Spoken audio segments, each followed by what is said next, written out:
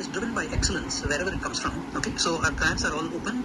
We are, how do I take waste and convert to wealth? How do I deal with biodiversity? How do I even do sports? Innovations for sports, innovations for how do I build infrastructure more smartly? How do I do community health interventions? How do I deal with air, water pollution? The level of co-funding and so on varies. So on one hand, there are programs which do not require any co-funding, and on the other side, there are the co-funding which is at a higher level. Next slide, please.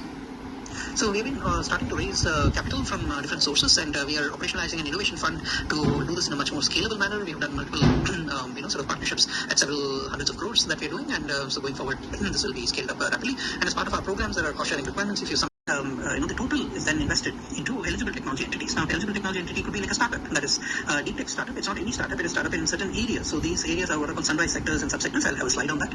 And there is a much more detailed definition, and those sectors and subsectors can evolve over time based on the decision of the empowered group of secretaries that governs at the top level.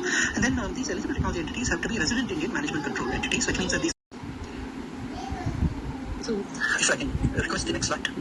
ANRF's goal and origins come from the National Education Policy, where a separate chapter was written on the need for a national research foundation. So this was envisioned in the policy.